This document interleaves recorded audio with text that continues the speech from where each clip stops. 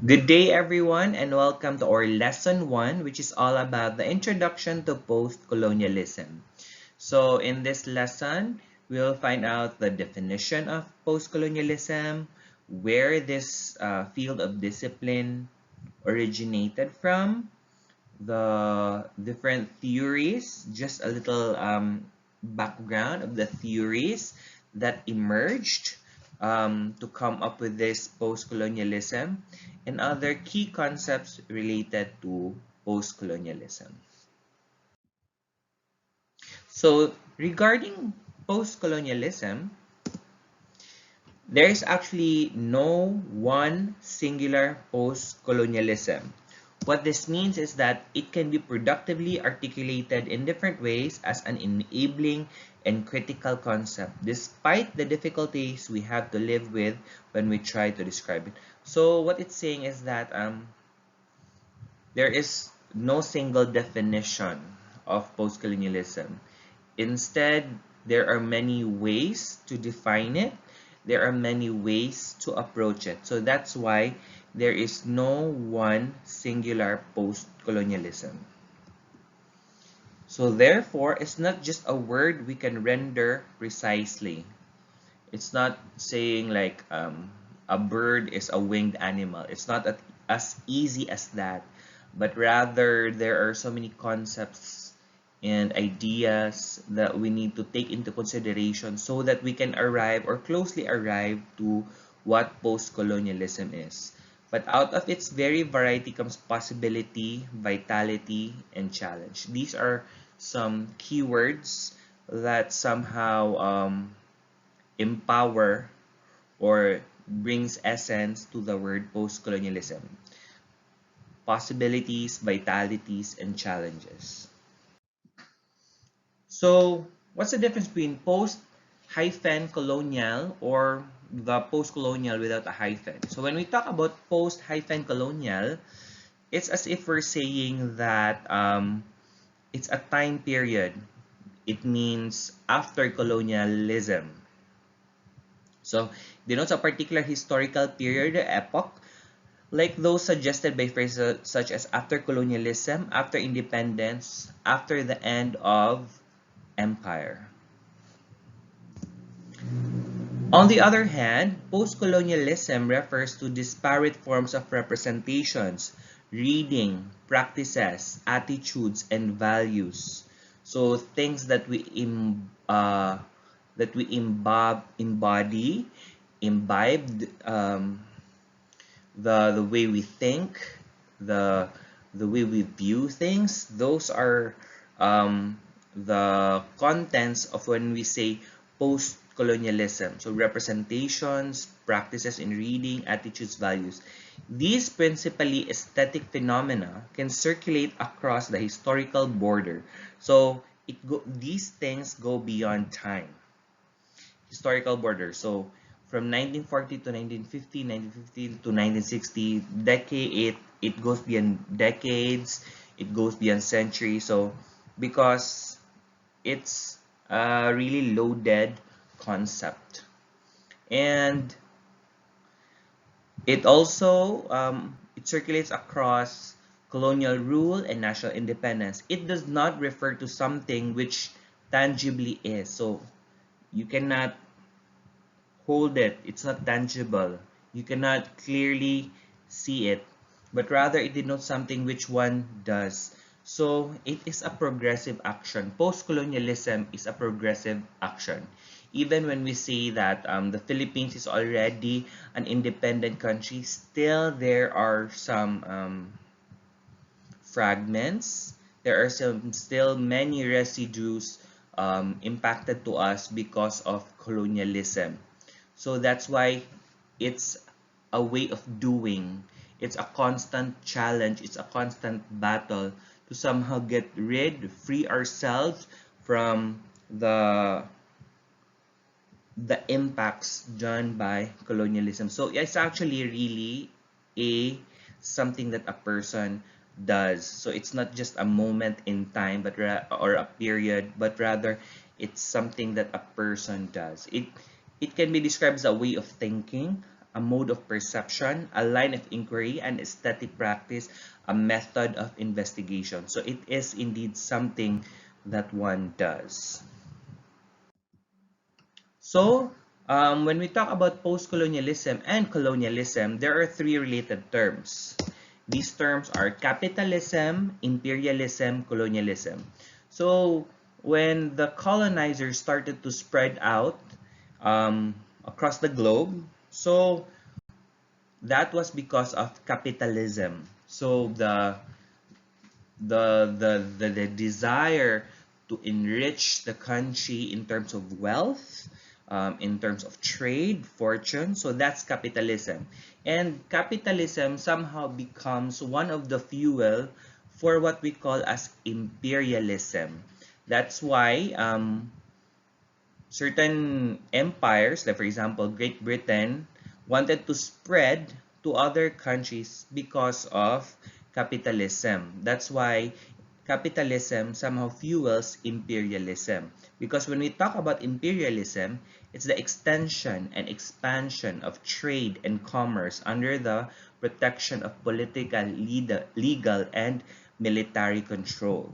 So, again, capitalism fuels one of the fuel for imperialism, because imperialism is the expansion and extension of trade, commerce under protection of political, legal, and military controls.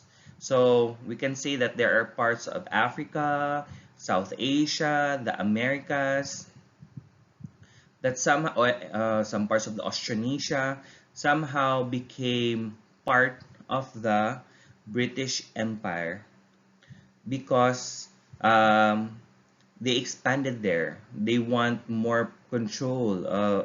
They want more control of more land so that there would be more money, more trade, right? And by doing so, they somehow, yeah, also put their politics there, their law, their military control in these countries. So this is where colonialism happens. It's when those this is a historical usually indication of imperialism. When we talk about colonialism, it is when there is a concept of settling down in these colonies. Like for example, um, the Great Britain sent people from England to the US. So basically, the people in the US started to make colonies there. So somehow it became colonial. That's how colonialism is an indication of imperialism. So there is a concept of settling down. And unfortunately, when people settle down in certain places, there are also people who are displaced, especially the indigenous people. But anyway, we'll talk about that further later on. So capitalism fuels imperialism. Then imperialism, one of its concrete indicators, evidences is colonialism. When we say colonialism, it is when a group of people, the target there is settling down in that place. So now let's talk about British Empire. As we all know, Great Britain was part of the great expansion in the world. They colonized many countries, just like, for example, Spain, just like France spread throughout the world. So just like that, Spain, France, Portugal, these are countries which explore the world, the Americas. They explore America also explored other parts of the world. But anyway, let's go to the older one. So the Great Britain, Spain, Portugal, these are countries which explored the world so that they could somehow get new territory, new trade routes, somehow get more money from those countries which they somehow they discovered. So the British Empire spread to many parts of the world, like the Americas. In fact, until today, there are countries which are still clearly influenced by the Great Britain. We have the Australasia. When we say Australasia, Australia, some parts of Asia, New Zealand, and then we also have some parts of Africa. So that's how wide the British Empire went. So although they were able to colonize many countries, eventually these colonies somehow removed themselves from the grip of Great Britain. That's why decolonization happened. So we will not focus on Portugal, Spain, and the other countries which expanded for colonization. For now, we will just focus on the British Empire. Anyway, this is, you are English majors, right? So we'll just focus on Great Britain because somehow, especially the language of colonialism, which is English also, started from there. Okay, so 3 waves of decolonization. First wave was the Declaration of Independence of America.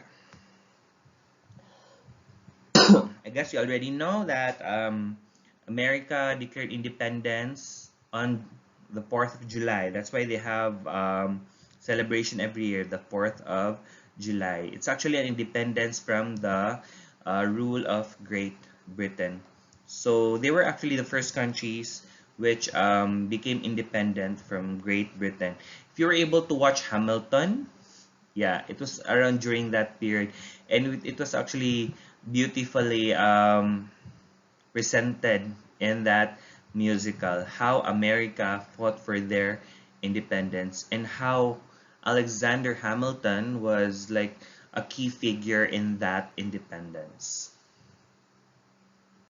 So second wave, we had that what we call the domains. So these domains, I mean not domains, dominions. These dominions included Canada, Australia, New Zealand, and South Africa.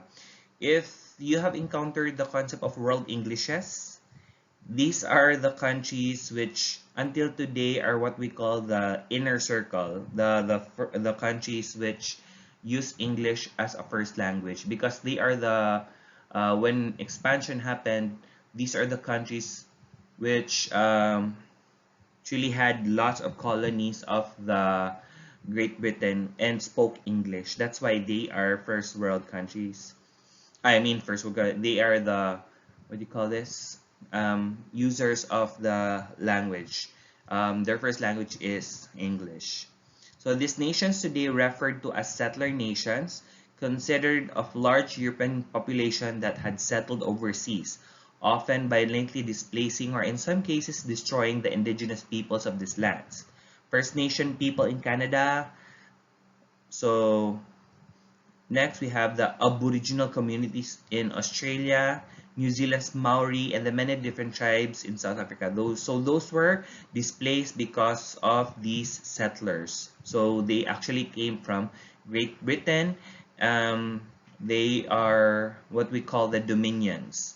The settler peoples of these nations campaigned for forms of self-government which they achieved as dominions of the British Empire. So although they campaigned for a certain level of independence, each still recognized and pledged allegiance to the ultimate authority of Britain as the mother country.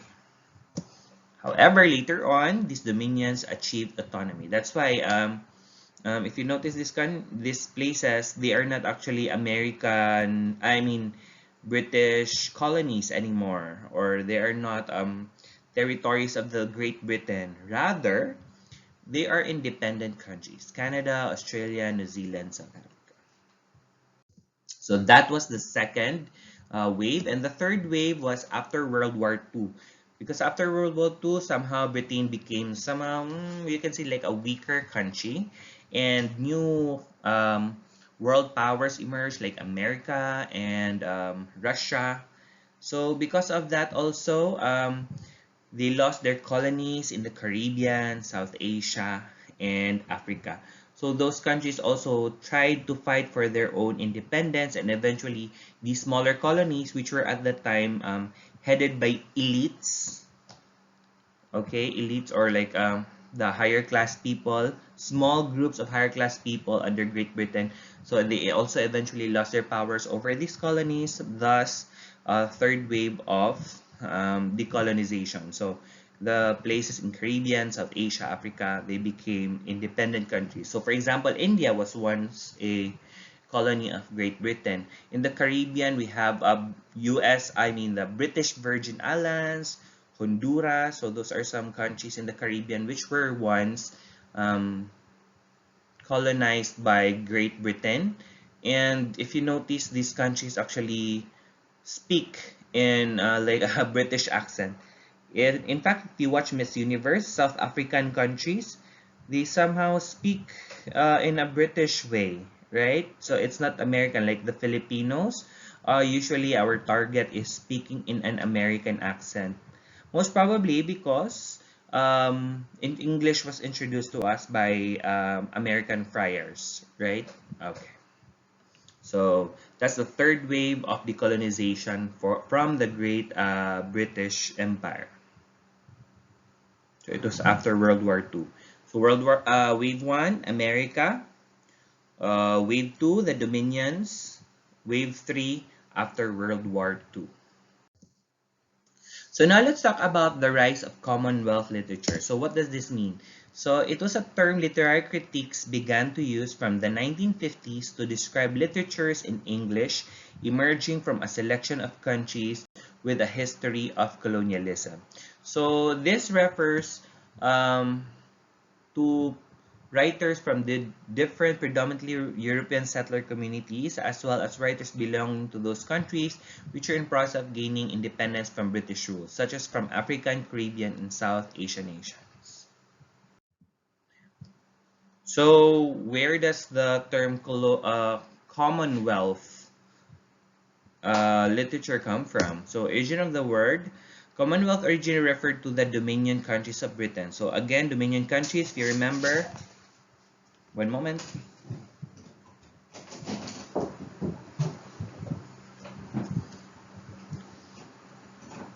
Dominion countries involve New Zealand, Australia, Canada, so those countries. South Africa. So these were the Dominion countries. And why were they eventually called Commonwealth? So the relationship between Britain and the Dominions changed in the first half of the century, with the term Dominions gradually being dropped. So they were not called Dominions anymore later on. A different meaning of Commonwealth emerged. In the early decades, Britain hosted frequent colonial conferences.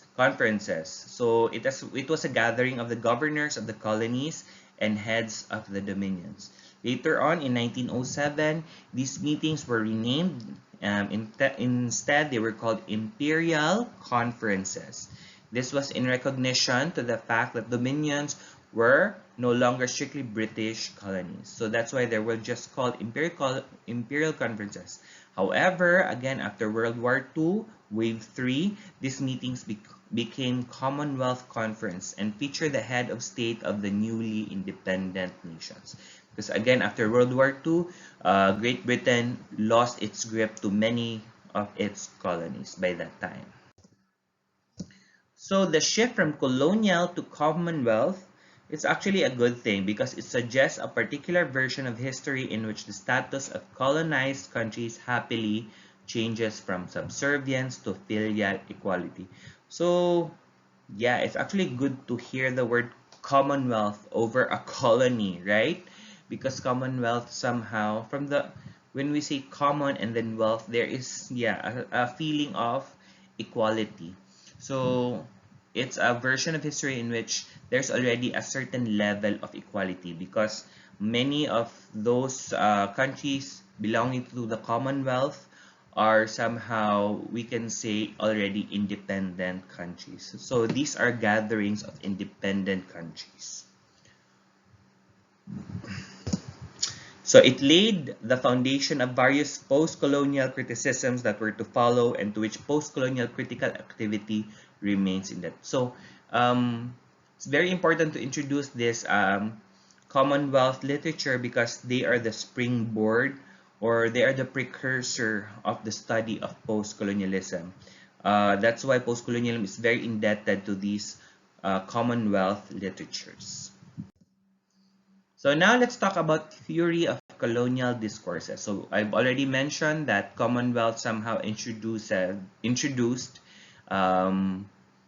Commonwealth literature or became a precursor or a very crucial key in post-colonial discourse. So before we go to post-colonial discourse per se, let's first talk about colonial discourses, because how can we go to post if we do not know yet what are the colonial discourses? So when we say colonialism, so we are saying that it is perpetuated in part by justifying to those in the colonizing nation that it is right and proper to rule over people, and by getting colonized people to accept their lower ranking in the colonial order of things. So a process we can call colonizing the mind. So as you can see, there are power structures going on here and power play going on here, in which in colonialism, the colonizers somehow have this mentality that what they're doing to the people is actually justified, and also getting the colonized to accept this justified way of thinking that it's okay to colonize them.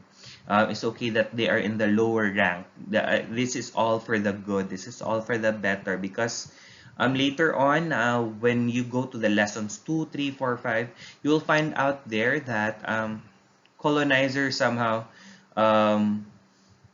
allow the colonized to feel that they are inferior, they are uncivilized, they are wild, something like that. So that's why they need to be colonized. So that's basically colonialism. The colonizers justifying why they need to colonize the countries or the places that they feel needs to be civilized and colonized, and at the same time the colonized accepting that kind of mentality. That's why it is indeed a process called colonizing the mind. That's why what we have a term now, colonial mentality. So I'll have some critical questions later on related to colonial mentality.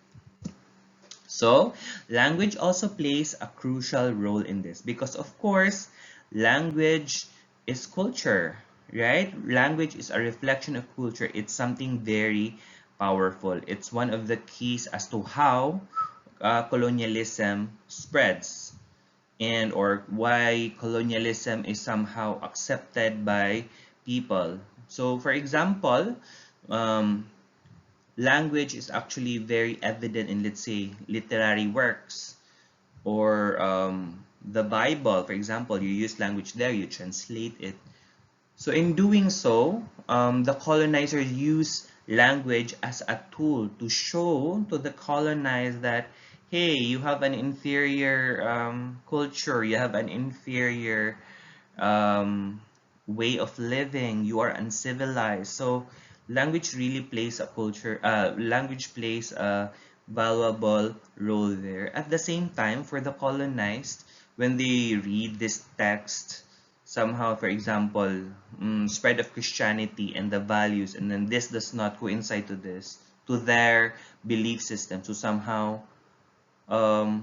they reflect, and they admit that, hey, my culture is wrong, so I need to probably change this because it is uncivilized. So somehow, really, as you can see, language plays a crucial role in colonization.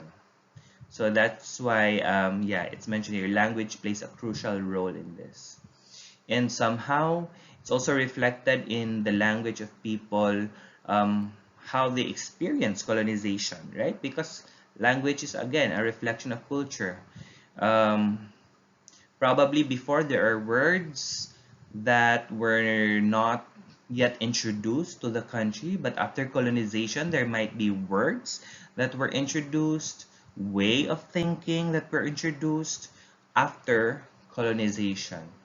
So, in the context of the Philippines, can we think of, like, probably words and concepts that were impacted by colonization or affected by colonization? Yeah, probably.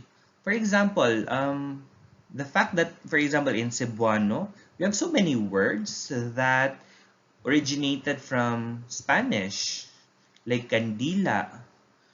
Uh, what else? The the way we count, uno, dos, tres. So these are actually some very evident um, these are some evidences really of the impact of colonization. So as you can see, language really plays a crucial role in this. Therefore, colonialism is not achieved just because of declaration of independence. True independence is when even the mind has been freed from influences marked by the colonizers. So yes, the Philippines uh, may have declared independence from Spain on June 12, but, and probably independence from America, from Japan, but until now, this mentality is still prevalent, right? We we are still somehow fond of the value system, the products, the, let's say, pop icons being spread by other countries. We love probably K-pop more than, let's say, we listen to local singers. I'm not attacking K-pop, okay? They have great songs, but these are actually manifestations. Or for example, clothes, we prefer imported over local products. Food, we like imported chocolate, for example, rather than, like, for example, chocolate made from tableya, from the local product. So yes, those are things to ponder on. Are we indeed a truly independent country? Are we indeed free? Yeah, are we indeed free? Especially free from colonization? So yeah, those are things to ponder on. Because colonization is not just about the tangible things, but the intangible one. Just like the way of thinking, the way of feeling, the way we speak. Even right now, I'm already speaking in English, right? This is already an evidence of a colonial history. Okay. So when we talk about theory of colonial discourses, there are some key figures. For example, we have Franz Fanon. So you will encounter him actually when we talk about the rise of nationalism. Franz Fanon, because again, colonialism is all about power structures, the colonizer and the colonized. So Franz Fanon is a Nigerian, and then he went to France. Because he's a psychologist. Then eventually he felt the impacts of colonization, which is why eventually he joined the rebel forces. So during that time, he felt the impacts of colonization. Like for example, one time he was called, oh, a Negro by French. So he looked into the mental impact of colonization because he was a psychologist. He also looked into like the feeling of otherness when a black looks at a white. There's a feeling that he or she will never become that person. So there's a feeling of being the other. So that's the focus of Franz Fanon. So the impacts of colonization to the colonized. And for Edward Said on Orientalism, we will take him up further in lesson 2. His focus is more of the mindset, or what goes on in the mind of the colonizers. Why do they think of the East? Because he is fond of the binary opposition, the East, the West, the Occidental, the Oriental. Um, the West being the origin of knowledge, and then the East being the source of ignorance, being uncivilized. So he discussed the stereotypes of the West to the East. He discussed the For example, the whites being the source of knowledge and East needing that knowledge. That's why it's justified to colonize them. So that was the focus of Edward Said. What goes on in the minds of the colonizers. So Frantz Fanon for the colonized, Edward Said for the colonizers. So they are somehow peaked into these power structures. So later on in the 1980s, three forms of textual analysis in particular became popular in the rise of Orientalism. So one textual analysis was rereading canonical English work. So in doing so, critics started rereading texts if they perpetuate or resist colonial ideologies. In fact, many literary works considered as English works are already being reread if they actually perpetuate or resist colonial ideologies. So for example, the works of Shakespeare. So what else? The works of, let's say, Ernest Hemingway. So do they resist or perpetuate ideologies of colonialism? Also, other kind of reading canonical English work, they look into subtleties of colonialism in the text regarding how the context shows colonialism. So they look into the context of the work, historical, social context, and they try to find out how is colonialism somehow shown, reflected in these works. And another form of textual analysis are from the deconstructive theorists. Actually, if you have literary criticism, you'll encounter these people. So Michel Foucault, Jacques Derrida, Jacques Lacan, these are French people. Instead of looking into how colonialism was accepted by the colonized nations, they look into how they resist it. Isn't that beautiful? Because in deconstruction, you look for the presence of absence. Again, it's the presence of absence. So when we say presence of absence, you look into things that which are not really the obvious. For example, when people talk about colonialism, they usually talk about how the colonized accepted the colonialism, right? The colonized accepted colonialism. However, for deconstruction, you look into how the colonized resisted colonialism. So it's a way of shaking these power structures.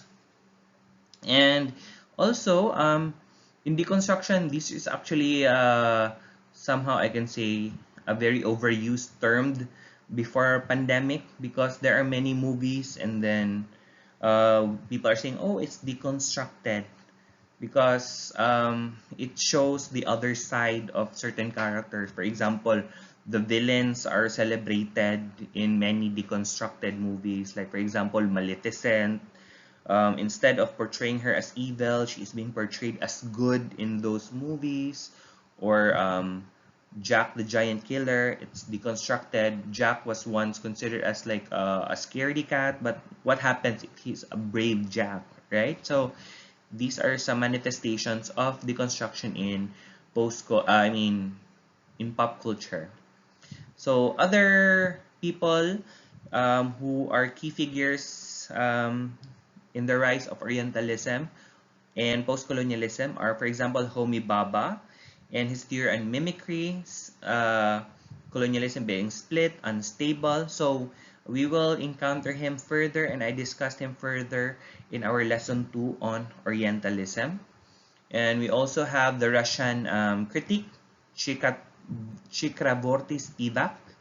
So, okay, going back a little bit to Homi Bhabha. So Homi Bhabha mentioned that when we say mimicry, it's actually the colonized somehow wanting to be like the colonizer. To Said, this is actually bad. But for Homi Bhabha, why is it bad according to Said? Because it somehow shows the inferiority of the other. But for Homi Bhabha, it's not really the case. Instead, the person can imitate the other one, and from that can come up with a new identity because of that wanting to mimic the superior, the so-called superior culture, and also the presence of there being mimics of the colonizer. Somehow it shakes the power structure because they these people, the mimic people, because they know the language, they know the knowledge system of these people, they actually pose a real threat to these power structures. So mimicry somehow becomes a strong force, and that is discussed further in Orientalism. So Chakraborty Spivak, unfortunately we will not be able to discuss further about Spivak. Supposedly we have a chapter really for that, but unfortunately because we only have around 10 topics to cover, so we will not be able to discuss Spivak. However, in a nutshell, what Spivak was saying was it's all about the possibility of regaining the voice of those who have been made subjects of colonial representation. So is there really a way to regain these voices, especially of women, and read them as potentially disruptive or subversive, or you could say insurgent to the to the colonizers? And eventually these works were followed by subaltern study scholar and using essays, so on and so forth. So Baba, Spivak, and Said, they somehow became the holy trinity of postcolonialism. Wow, it's like very religious. It's a very religious imagery, a holy trinity: Spivak, Baba, and Said. So post-colonialism, also somehow you can say that there is a parallelism of post-colonialism and Marxism. Because if you encountered Marxism, it's all about the constant struggle between the bourgeoisie or the middle class and the proletariat or the working class, and their constant struggle between each other on what the ideologies should emerge, how society should be shaped. Should it be really is it really the call of the bourgeoisie, or like the enlightened people, the middle class, or is it supposed to be shaped by the workers? So there is actually a constant power play. So we can see that everything in this world is actually a power play. So if Marxism was more of economic, in an economic perspective, so post-colonialism is somehow related to that. There's an analogy to it. Post-colonialism is all about the power play between the colonizer and the colonized. So as you can see, there is like a parallelism somehow with Marxism. Maybe they influenced each other because Marxism has been around for quite some time now compared to post-colonialism. So maybe it emerged from Marxism and then made a life of its own. Just like, for example, the theories on LGBTQ right now, basically it sprouted from feminism, the empowering of women, women equality. So from that theory sprung LGBTQ studies. So it's something like that. So theories are actually connected with each other. So next, the third form of textual analysis is made clear in the book entitled The Empire Writes Back. So many critics delved into the decentering of the power of the colonizer, so shaking the power of the colonizer. This was crystallized in the book entitled The Empire Writes Back, Theory and Practice in Postcolonial Literature, co-authored by these three Australian critics.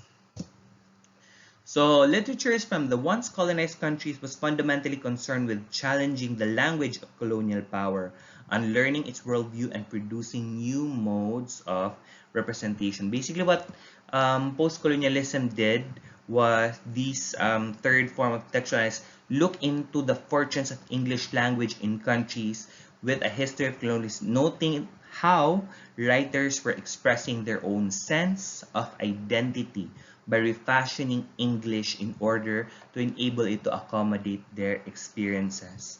So there have been many studies thesis in the English department about this post-colonial writing, like how English was used to somehow reflect the Filipino culture and using the language of the colonizer to somehow, yes, reflect these realities. And in doing so, it's very unapologetic. Like, for example, there are words that you do not translate, you retain it as it is.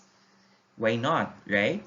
And then using probably sentence structure that is actually very, let's say, Filipino. So this is the third wave of textual analysis, using the language of the colonizers and um, refashioning it, rebranding it, and creating your own way of using it.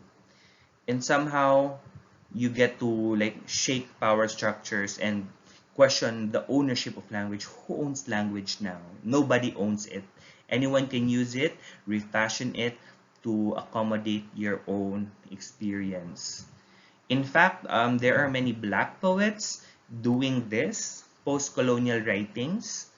And then in doing so, you can actually vividly imagine who is speaking, and it's very clear about their identity, their experience. For example, there was a poem entitled "We Real Cool" by Gwendolyn Brooks, because there's a tendency wherein there is what we call a prescriptive linguistics, wherein as much as possible everyone should follow a standard form of English, but somehow post-colonial writing, it goes more of the descriptive linguistics, wherein varieties of English emerge. Like, for example, Gwendolyn Brooks, "We Real Cool."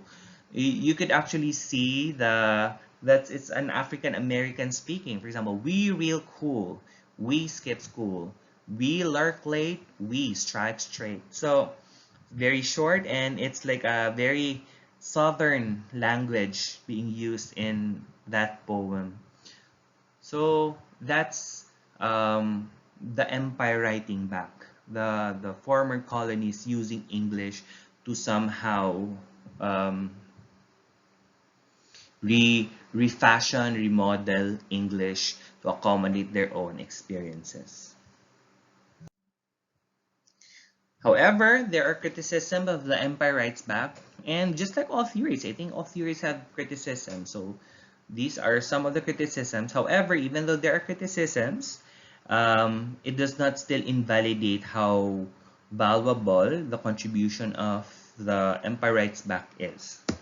So gender differences, probably when they did these studies, they did not quite equally represent the male, female, probably the LGBTQ. National differences, probably they also did not look into like the instances of the refashioning of the language in various countries. Maybe not all countries are represented, because I think that's quite impossible to represent all countries. And is writing back really prevalent in all of the literary works they analyzed? So now that we've talked about the history of colonization, what is colonialism, what happened during decolonization, the theories related to colonialism and post-colonialism. So these are some of the definitions that we might be able to arrive at. But again, there is no single definitive term to add, no definitive definition for post-colonialism. So theories of colonial discourse. So regarding colonial discourse, they somehow argue, the theories of colonial discourse argue that colonialism fundamentally affects mode of representation, wherein language carries with it a set of assumptions about the proper order of things that is thought, truth, or reality. So this is the reality or the truth regarding how the colonizer are represented and how the colonized are represented. For example, the inferiority of the colonized and the superiority of the colonizers. So that is somehow reflected in the language. So therefore, it is by no means safe to assume colonialism conveniently stops when a colony achieves its independence. So it's not tangible. Again, there's a colonization of the mind, so there's a persistence of many of the effects of colonization. So here, these are some definitions or ways of explaining what colonialism is. So therefore, post-colonialism involves challenging these colonial ways of knowing and writing back in opposition to such views. So again, it's all about being critical about the imposed systems that are all around us, which were caused by colonialism. Being critical, asking questions about these power structures. And however, it does not mean that colonial relationships no longer exists. It's still, yes, for example, as what was mentioned earlier, it does not stop. Okay, let's say you have arrived at a point wherein um, you you are not like you do not reflect colonialism anymore in your life. I don't know if that's even possible in the future. Maybe that could be a hypothetical. So although you might reach that, but somehow post-colonialism still acknowledges that these relationships are still present in the world. So even if you arrive at a certain level of post-colonialism in your life, so you cannot say that I am post-colonial now, I am done with colonialism. But it's actually also about acknowledging that this will persist in the world. And this will persist not just in the world, but also probably in our own countries. That's why many people from Mindanao would call Manila as Imperial Manila, because although we are not colonized by other countries anymore, but it's actually other parts of the country which are imposing their superiority over other parts of the world. And for what? Probably because they think that they have more industries there, they have more companies there. So again, be critical, question these power structures. And yeah, it actually makes me a bit mad when the people from the north somehow imposes their perceived superiority of themselves to us and impose their stereotype ways of thinking to us. So that needs to be shaken, that we need to be more critical about that. And again, it's all about challenging these relationships. Thus, post-colonialism is not just a historical moment or period. And if you remember what I mentioned in part 1 of our discussion, it's a way of doing. It is an action. So it's somehow a mindset. It's a way of living. When we talk about post-colonialism, it's not just a historical period of time. It's about questioning these power structures, being critical about these power structures. So, however, although I'm saying this, be critical, question, resist colonialism, um, I want you also to be careful when we do these things. Be wise also when we do these things, because there is what we call extremism. We might lead to that path. We might become extremists, like joining rebel forces just to achieve post-colonialism. So that's why we need still to be responsible. We need to be wiser in our decisions. Yes, we acknowledge that these systems are happening. We question, we be critical. But in terms of how we respond, how we act regarding these, we need to be responsible. So, what do we do when we do post-colonialism? So, probably, let's say, because we're language major, like for example, in a literary context, what you could do to do post-colonial reading is reading the text produced by writers from countries with a history of colonialism, primarily those texts concerned with the workings, legacy of colonialism, either past, present. Reading texts produced by those of who have migrated from countries with a history of colonialism, or those descended from migrant families, which then the main diaspora experience and its many consequences. And The light of theories of colonial discourse, rereading texts produced during colonialism, both those that directly address the experience of empire and those that seem not to. So these could actually serve as a springboard for studying post-colonialism and languages. Because of course, texts, literary works, they are significant or evidences of like post-colonialism in action and using language in that action. So we could probably analyze these literary texts, not just the themes, the motifs, but we could also probably look into how the language was used to um, to show post-colonialism. So the language of um, those countries of legacy of colonialism and those who have migrated because they were what do you call this, displaced, right? Or they chose to leave their country because of colonialism. So things like that. You look into their language and how they are represented, things like that. These are some things you can do when we do um, post-colonial studies in language. But above all, what this course somehow also does is to prepare you. I think that's the most important thing. It prepares you for the rigors of post-colonial analysis. So we will try to equip you. I will try to equip you with those necessary theories that you could use to do post-colonial analysis, not just for literary text, but also for languages. Like for example, in translation of literary text whatsoever. And also you will be able to do actual analysis of works which show a certain level of colonialism. So how can we do a post-colonial reading of those texts? So theories plus actual analysis using a post-colonial lens. Okay, so I think that's about it. So I thank you all for listening to my discussion.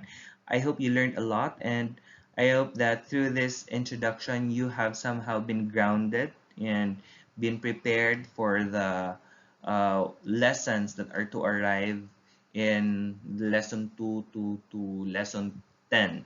Okay, all about post-colonialism. So God bless everyone. Stay safe.